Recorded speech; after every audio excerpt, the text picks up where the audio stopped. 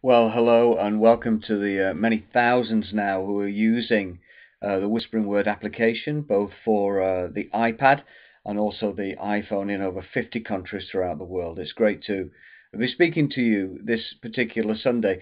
I didn't think we were going to get here. I tell you, as you know, we've moved premises over the last 2 weeks, believe it or not. And boy, oh boy, have we had difficulties in terms of connectivity and a whole bunch of other stuff as well.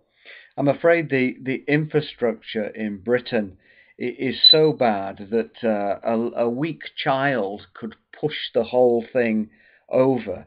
Never mind just a few inches of snow, really. We're in a terrible state. I just read this morning that the Scottish minister actually resigned over his bad management of the bad weather.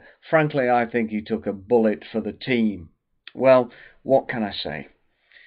I remember visiting a church over in America with another pastor, and as we drove onto the campus, he kind of looked around, rubbed his chin a little bit, and then when we parked the vehicle, got out of the car, he said to us, "You know, this church is in a really bad state."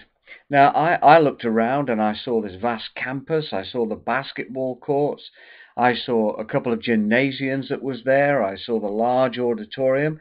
I said, "What do you mean? These guys appear to have it all together."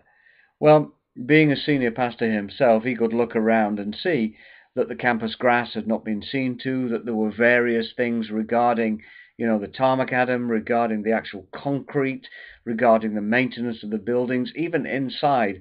The toilets weren't as well kept as they could have been. He said all of this is indicative that they're having financial problems. These are the first things to go when we're having difficulties.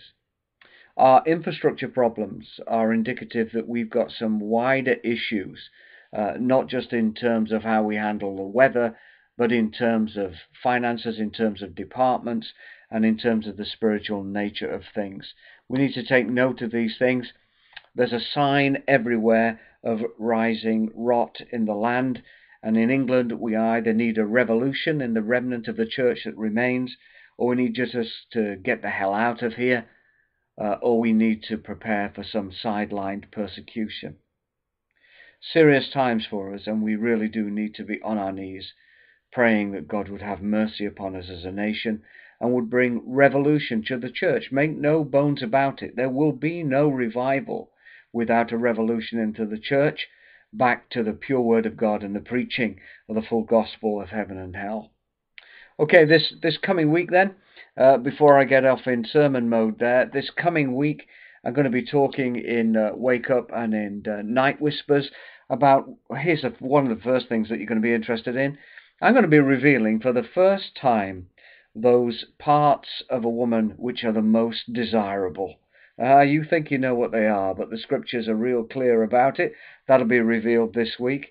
Also, I'm going to be talking about, as we are in the Christmas period, about the little baby Jesus, about how he had a lovely brown body, but a very, very large skull, and what that means for us.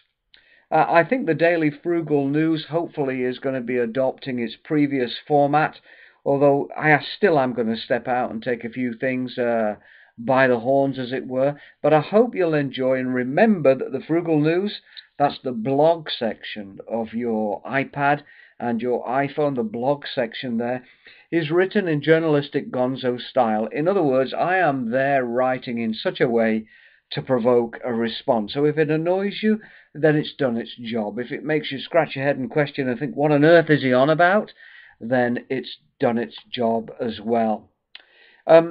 Next, I want to tell you about the new question in the forum this week. New question in the forum.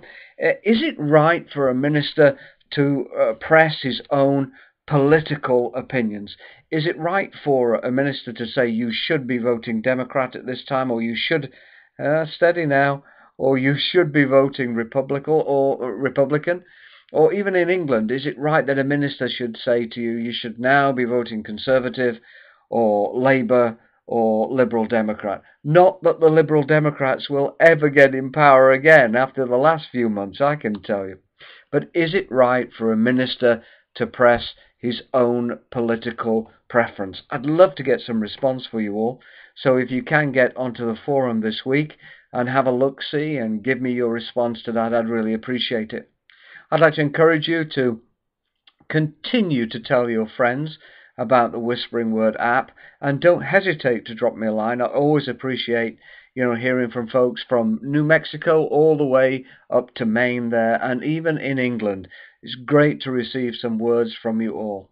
Well, until I speak to you next week, may the God of grace grant us His grace, His mercy, His peace, His understanding in these very difficult times that we live in. So until next week, God bless you, beloved of Jesus. Bye-bye now.